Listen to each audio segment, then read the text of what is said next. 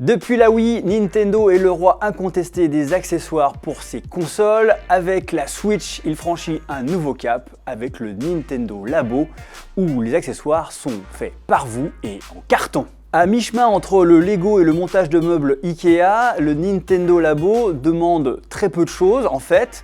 2 kits vendus séparément. Dans le premier kit baptisé Multikit qui est destiné aux enfants à partir de 3 ans, on va trouver une voiture, une canne à pêche, un piano, une maison et une moto. Évidemment, tout ceci s'assemble dans une sorte d'origami en roulant, pliant du carton, mais évidemment aucun scotch, aucune colle et aucun coup de ciseau à donner, c'est parfait pour les petits enfants. Le deuxième kit, qui est le plus difficile à construire, réservé aux enfants à partir de 7 ans, et il va s'agir de construire un robot en carton, c'est-à-dire une sorte de gros sac à dos avec des petites ficelles et des sangles qui vous permettront d'animer un robot à l'écran. Regarde, on va dispatcher, on y est là.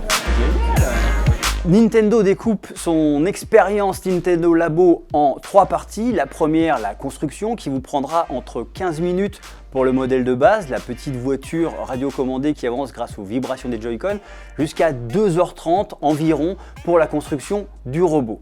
Cette première partie est donc assez simple. On suit des étapes qui sont affichées sur l'écran de la Switch. On peut retourner en arrière si on a de la peine ou accélérer si on trouve ça trop facile. La deuxième partie, c'est évidemment la partie la plus sympa, c'est la partie jeu.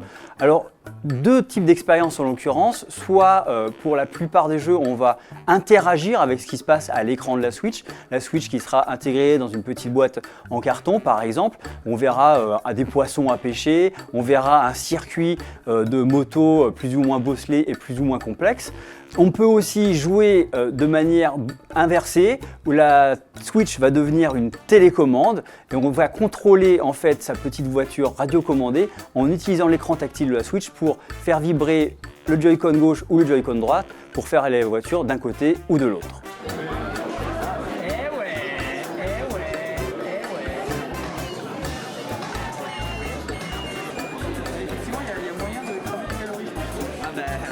Dans l'ensemble, l'expérience vidéoludique avec ces petits jeux, qu'on a juste entreaperçu est plutôt sympathique. On retrouve l'univers Nintendo bien connu, avec des petites références à plein de jeux de la marque, que ce soit un petit peu de Mario Kart par-ci, un petit peu de jeux de pêche par-là.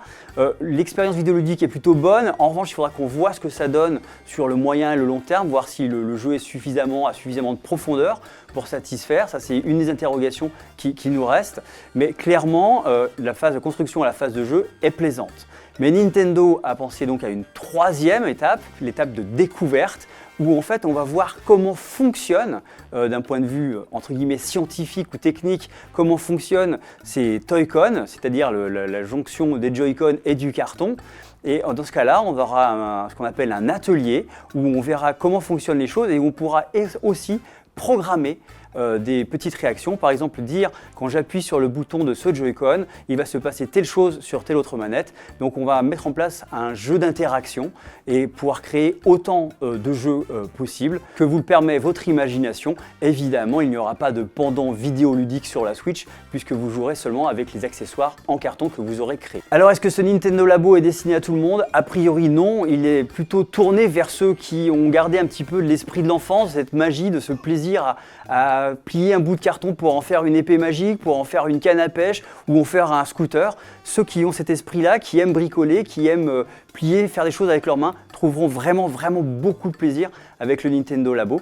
Pour vous faire un avis et trancher les choses, vous avez jusqu'au 27 avril prochain, date de la sortie des 2 premiers kits.